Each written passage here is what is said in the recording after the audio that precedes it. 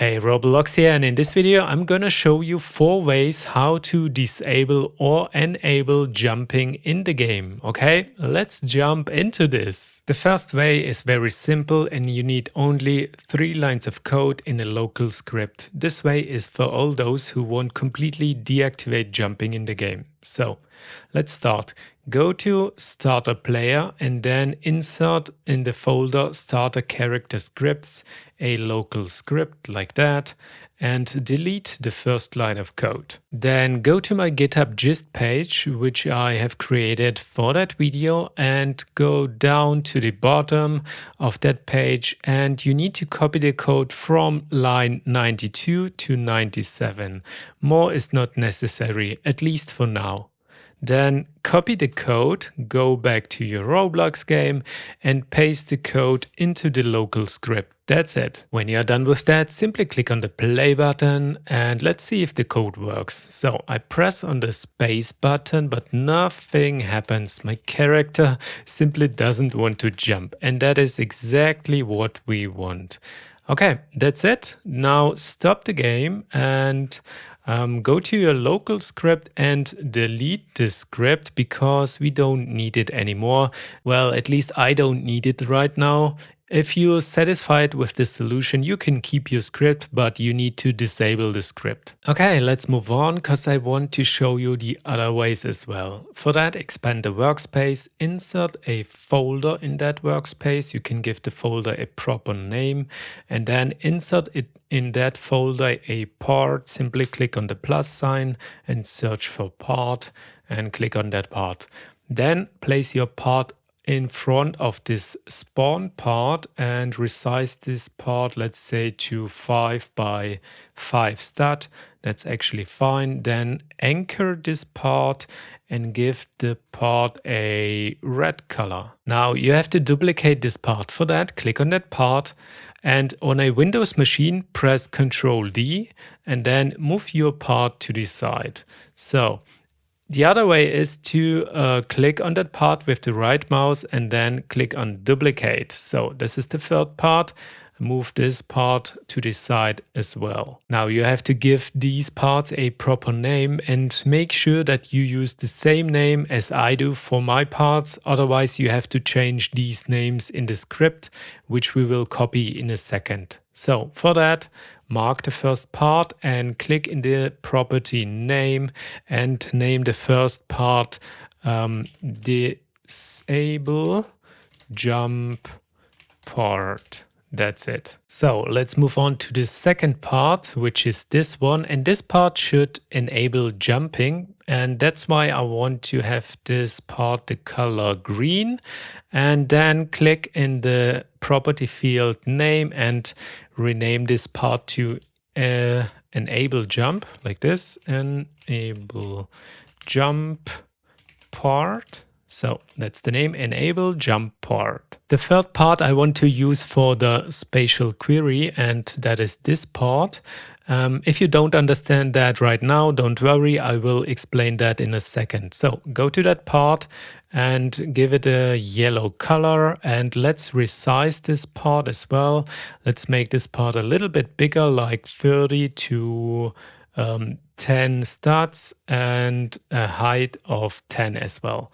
So then click in the property field name and type in the name spatial part. Just like that, spatial part. The last thing left to do is to create a script which controls all of these parts, and for that click on that plus sign, then click on script. Okay, it creates a script in that folder and then delete the first line of code in that script. Now it's time to go to the GitHub gist page, which I mentioned before, and this time you have to copy the whole code of that page like that and go back to your game and insert the whole code into your script. Well, that's it. When you're done with that, simply click on that play button. But before I do that, I want to point out that if you use different names than I did in my video, then you have to change the reference here at that point to the parts. And as I'm saying that, I realized that I mistyped the name of this part because it should call an enable jump part. So that should be correct now.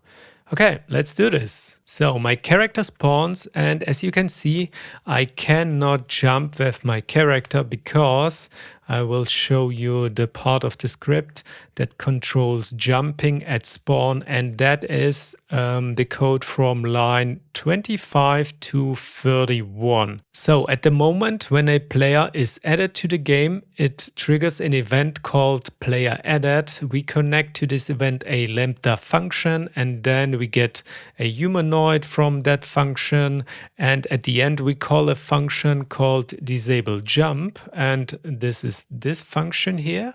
And at the end of this function we set the humanoid jump height to 0. And that is exactly why I cannot jump right now with my character. So let's say you want to give the player the possibility to jump again, and that is exactly what the green part is here for. It restores the jump height that we had at the beginning of the game. Okay, let's try this. I go on the green part and voila, I can jump again. Yay! So that works fine now. Let's see if the disable jump part works as well. So as you can see, I can jump, and then let's go over the red part and I try to jump again. It doesn't work at all. Let's go back to the green part again, and yay, I can jump again. Way! Okay, with that we proved now that these both touching parts are working pretty well. Let's try this spatial part. First, I want to give you a brief explanation what this space or area does. Well, you can describe it as a no jumping area, and you can resize this part according to your needs. So when you enter this space, your jumping height is set to 0, which means you cannot jump. And when you leave this space, your jumping height is reset again, which means you can jump again. Okay, let's try this. Right now, as you can see, I can jump, and if I enter the space, oops, which is not possible because I forgot something. So stop the game, go to your spatial part, and then go down to the property which is called can collide, and disable this property. So when you disable the collision, simply click play again, and let's try this again. So I'm in the space now and I try to jump, and as you can see, nothing happens. And when I leave this area, I can jump again. Way! And if I enter this area, jumping is disabled. It is not possible to jump. And when I leave this area, jumping is possible again. If you want to have your spatial part fully transparent in your game, you have to stop your game, then go to your script, and then go to line 48. In here you can set the transparency to 1, which means that this part is full transparent now. So let's try this again, and as you can see, the spatial part is not visible anymore. Let's enable jump, and then let's walk into the space, which is here. I cannot jump anymore because I am in the spatial part, and if I walk out of this part, I can jump again. Yay! Okay, that's it for today. I hope you can use this script for your games. So happy building and see you next time.